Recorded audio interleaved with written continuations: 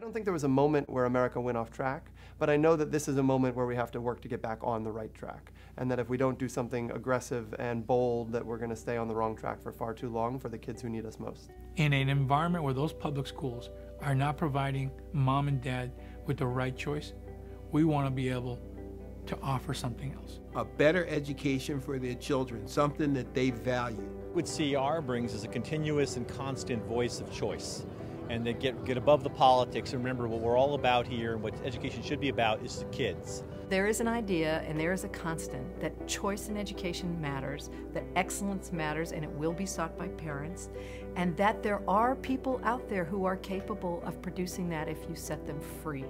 Nobody has consistently said that over and over and over again, like CER. They're going to be pushing what is in the best interest of kids, wherever that may come. I mean, they're the pioneers, in a lot of this work, in just fighting for kids and for giving parents options in where their kids go to school. CER has been the voice of what is happening in America on reform.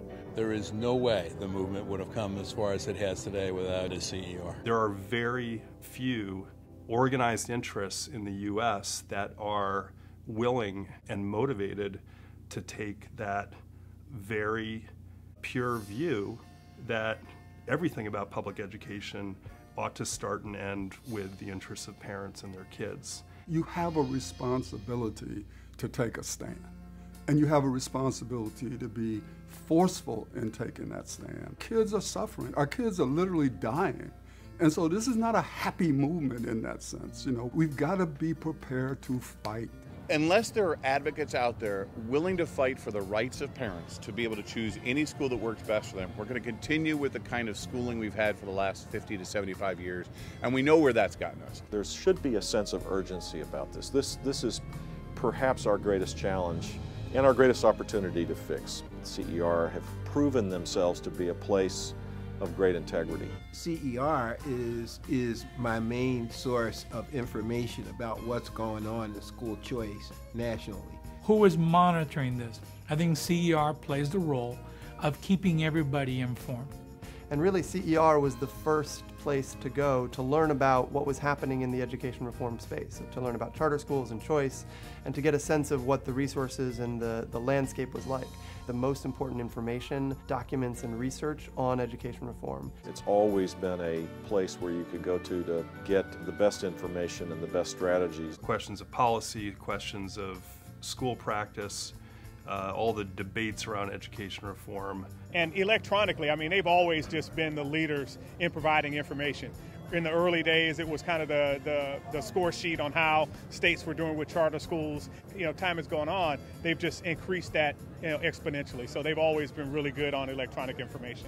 I would tell people who are not familiar with CER, the first thing they should do is go on the CER website, because the CER website is a wealth of information. Her website, her newsletter are extremely powerful. When we can use those articles or those quotes or those statistics, it helps people on the ground fight the fight. Much of the success of charter schools and education reform and choice movement has happened because of strong advocates.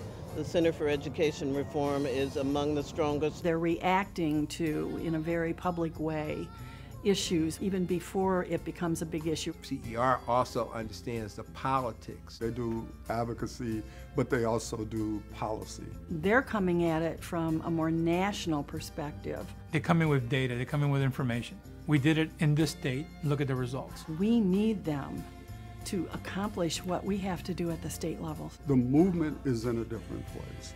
But the things that the movement needs are the same things that we needed 20 years ago. We have to have a voice in Washington, D.C. that is changing the conversation here, because sometimes the conversation gets focused on all the wrong things. Quality school choice and accountability and the resources that schools need to be equitable. Those are the things that CER has helped to keep on the agenda here in D.C. The greatest asset of CER is the pureness of the ideology that is, this matters that you get this right.